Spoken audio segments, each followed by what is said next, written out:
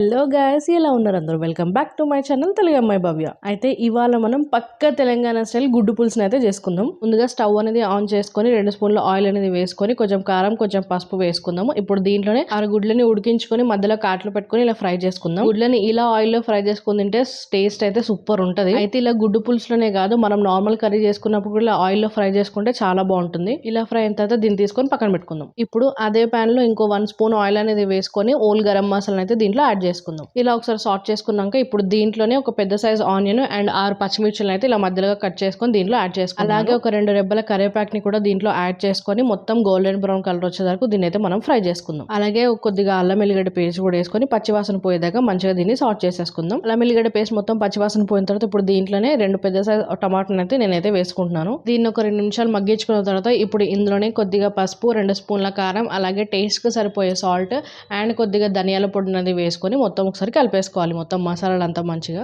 అన్ని వేసుకున్న తర్వాత దీన్ని ఒకసారి మంచిగా అయితే మగ్గించుకోవాలి. 2 నిమిషాల తర్వాత దీంట్లో పెద్ద నిమ్మకాయ సైజ్ అంతా చింతపండు రసాన్ని అయితే నేను దీంట్లో వేసుకుంటున్నాను. దీన్ని ఒకసారి నీట్గా కలిపేసి ఒక 5 మినిట్స్ అయితే మనం లో ఫ్లేమ్ లో పెట్టేసుకుందాం. మూత తీసాక కొంచెం ఇది దగ్గరకు అవుతుంది. ఇప్పుడు దీంట్లోనే మనం ఏం చేయాలంటే ఇందాక మనం ఫ్రై చేసి పెట్టుకున్న ఎగ్స్ అనేది మొత్తం దీంట్లో యాడ్ చేసేసుకుందాం. ఈ గుడ్డు పులుసులో చింతపండు వేసాం కాబట్టి టేస్ట్ అయితే చాలా బాగుంటుంది. సో దీంట్లో కొంచెం మీద నుంచి అయితే కొద్దిగా కొత్తిమీర అనేది వేసుకొని ఇంకో 5 మినిట్స్ లో ఫ్లేమ్ లోనే మనం అయితే దీన్ని ఉడికించుకుందాం. ఆ 5 మినిట్స్ తర్వాత ఈ చింతపండు రసం అనేది దగ్గరకు అవుతుంది. కావాలంటే ఇంకా తిక్కగా కూడా చేసుకోవచ్చు.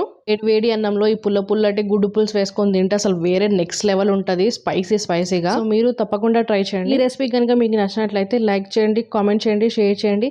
అండ్ ఇలాంటి మరిన్నో రెసిపీస్ గురించి నా ఛానల్ ని సబ్స్క్రైబ్ చేసుకోండి. మీ తెలుగు అమ్మాయి భవ్య.